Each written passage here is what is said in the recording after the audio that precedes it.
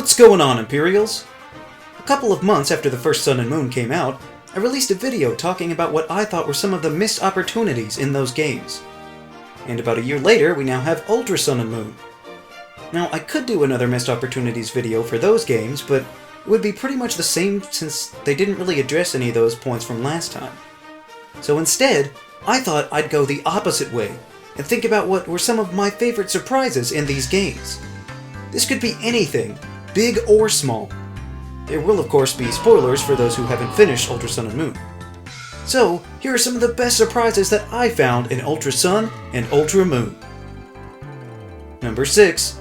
Polished gameplay. Truthfully, being games in the same generation, I didn't expect any changes to be made in the way that the game plays from our first romp in Alola, and I would have been fine with that. That's what made it even more impressive to find that they had actually taken the time to spruce up a few things. The most obvious change was the addition of the Quicksave. Gone were the days of pressing 2 buttons to get to the save feature. You couldn't do it the old way even if you wanted to, since it was removed from the menu. It made saving just a bit less tedious, and it legitimately threw me off when I fired up the first Sun version and had to do it the old-fashioned way. But one of the best changes has to be the updated locations in which you could evolve your Pokémon. Instead of carrying a Charge-a-Bug all the way to the final island, you could now use the power plant to evolve it.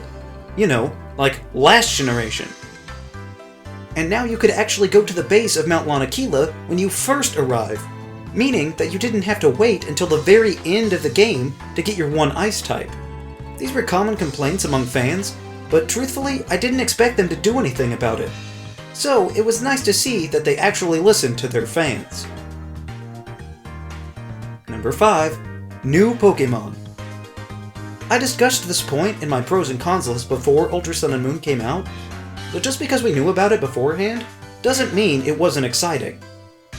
Adding new species of Pokémon was actually something that I had hoped for these games, but never actually expected them to do it. Now, I must say that Ultra Beasts were never my favorite as a concept. They really seemed weird and out there, but it's the principle of the thing. If they can add new ones to the end of the Alola Dex, what's to stop them from doing it from even more later on? Sure, we got the new Dusk form of Lycanroc. I'm still waiting on the Dawn form to come out. But we've had form changes for a while now. Not only were we given new species of never-before-seen monsters, but one of them even evolved, just like any regular old Pokémon. And the results were pretty spectacular. And though we just talked about forms not counting, Ultra Necrozma was a shock to me. Probably shouldn't have been, considering the box art, but the sheer size and power of this surprise form seemed to eclipse the other two that were advertised beforehand. And they also added another new legendary Pokémon called Zora. What? Oh, sorry, Zeraora. This thing is either a seriously cool new mythical Pokémon, or one of the best new Digimon that I've seen in a while. And even though this one isn't technically out yet, that just makes the wait all the more exciting. Having new Pokémon and surprising new forms was a huge selling point, and made me even more eager to explore this region once again. Number 4. TM75 Swords Dance. There are plenty of TMs in the game, so what makes this one special? As it turns out, the way that you can get this TM is rather unique, and I actually did it quite by accident. It all started way back in Melemele Meadow. This sea of entirely too much yellow houses many new Pokémon and some trainers. One of them uses the pom-pom form of Oricorio that can be found in the nearby flowers. They look like the school principal, but claim to be an aspiring actor, training their craft through learning dance, and after the battle, they spin and disappear. That's easy to forget, but eventually, while browsing around the Royal Avenue, you become reacquainted with the young actor, who asks for another battle.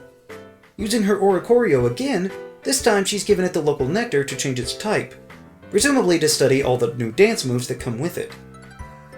This happens again in Ula Ula Meadow, with the corresponding form of Oricorio, and more words about wanting to be the best that she can be, asking to see the dance styles in battle to better understand them.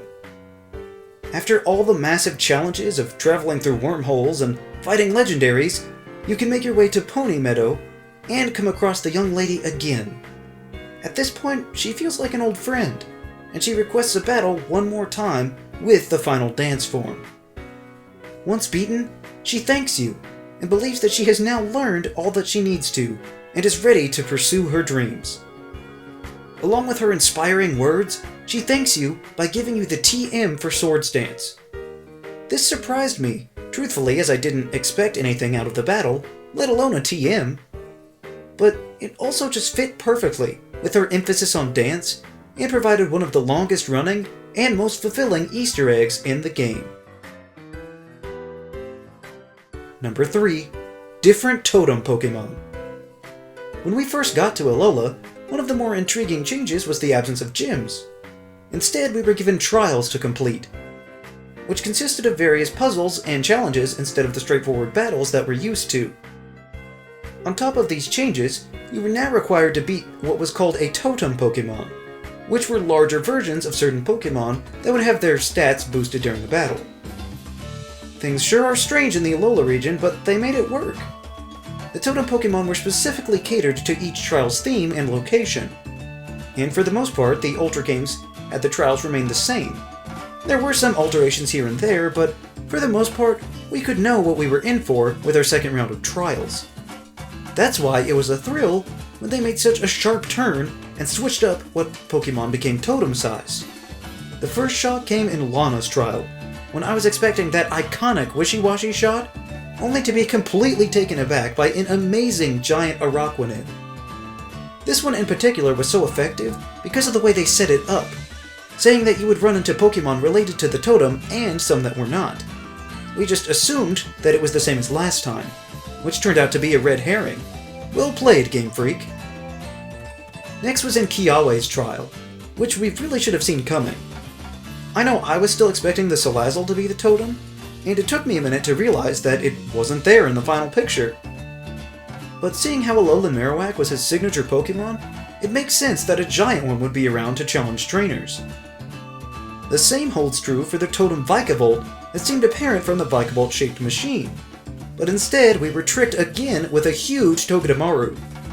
These giant changes were just some of the nice touches in the games and help to remind you to always stay on your toes. Number 2. The Ditto 5. Near the tail end of Akala Island, you finally come out of Diglett's Tunnel near Coney City. But before you can go and look through all the nifty shops, first of all, you meet Looker, which is a slight shock on its own so early in the story this time. But then when you enter the nearby police station, things get even weirder. The desk sergeant seems normal enough, but then you go to the back and talk to his partner, which is when things start to get super strange.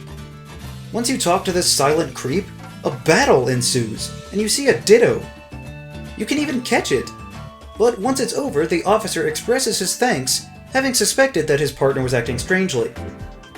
He then pays you for your trouble and actually says that there's been some more trouble around town with even more Ditto impersonating people and asks for your help. It's then up to you to talk to random NPCs to see if any of them are actually a Pokemon in disguise. This whole thing is quite strange, and it's quite a funny thing to just throw into a game randomly. But truthfully, it's a bit unsettling if you think about it for too long. There have been jokes for a long time about Ditto insidiously taking over the world by replacing everyone without us even knowing it. But this is the first time that we've been given irrefutable proof in official canon that Ditto has the ability to transform into anything other than Pokemon.